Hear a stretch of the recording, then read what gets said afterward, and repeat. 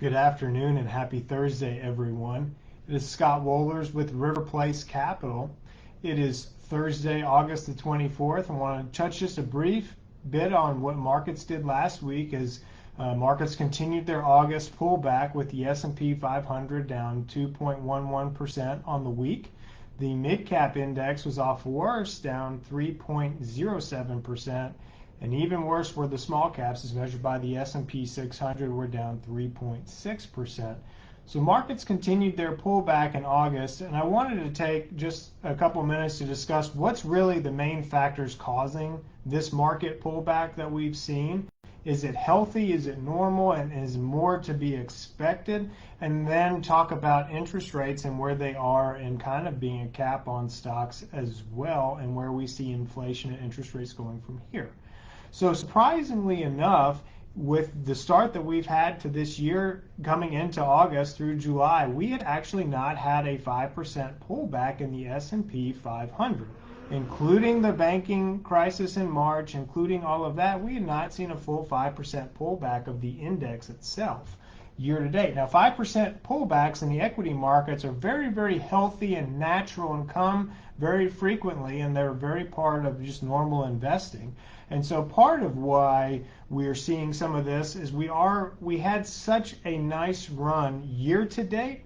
We had such a nice broadening out in June and July and a nice equity market move in June and July, which took the S&P 500 to trading at 20 times its earnings, which is a little expensive. Historically, it trades around 18.5 times earnings. So it was a little expensive on the earnings side. And so you just are seeing, now that we've had most of the corporate earnings come through, you're seeing a little bit of a pullback here, and it's natural. The other thing is, one of the things else to mention here, what's causing the pullback, is a lot of industry professionals take the month of August off. And what you will see, and what we have seen as we've been studying this very closely at River Place, is the volumes in the stock market are very light right now.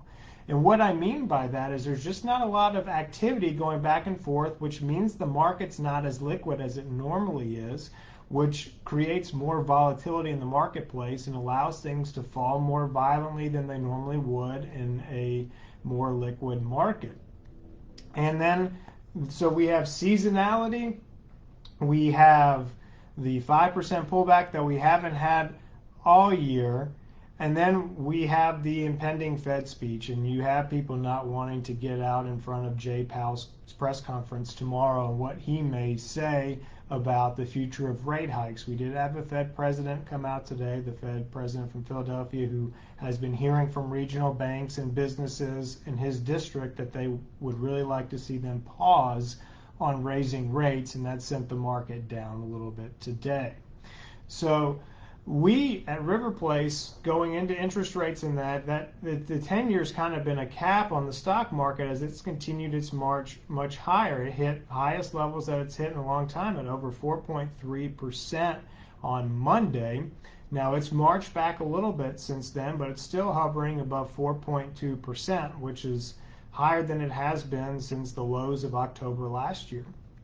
And a lot of what's causing this is, if you will remember, a lot of investors in June and July were talking about when the Fed was going to cut rates, whether it was going to be December potentially or into the first quarter of 24, that they would cut interest rates because the economy would be slowing, inflation would be coming down so much that they would have the ability to do so. Well, the fear that's crept in is that the economy is too hot, the Fed may have to stay higher for longer, and that's kind of where we've been. If you remember back, we told you a week or two ago, or maybe it was last month, that we believe that getting inflation from 3% to 2% is going to be quite the challenge for several reasons. One is deglobalization. We are bringing and onshoring things back to the United States. It costs more to make things here domestically than it does internationally. But we are bringing more back here, so that's part of it. We are going to get more stimulus in the economy through the Infrastructure Bill, Inflation Reduction Act, and CHIPS Act. That's going to continue to add juice to the economy. And so we really see a challenge. And then on top of that, we have to bolster our military spending as we've given a lot to Ukraine and as we're ramping up for different things and goals and objectives that we have. We feel it's going to be pretty challenging to get inflation from 3% down to that 2%. That 1% there is going to be very, very sticky. Now, historically speaking, 3% is very normal, and there's nothing wrong with that. I go back to my college econ textbook, and that's what I was taught, was 3% inflation is healthy inflation. It wasn't until the early 1990s that this 2% inflationary target was brought in. And as we're reversing a lot of what caused that in the 90s with the deglobalization here, expect inflation to be sticky. So that means that the Fed may have to be higher for longer with their interest rates. Doesn't mean they're going to raise much more, but they may keep them here at this restrictive level longer than investors had been anticipating. And that's another catalyst that you've seen for the pullback in the markets this week and this month. And so if you have questions about this pullback, we think it's just very seasonal and expect a very strong fourth quarter in equities. But if you have questions about how to navigate this pullback in your individual portfolio or how to position yourself to see the other side, give us a call. We'd love the opportunity to speak to you.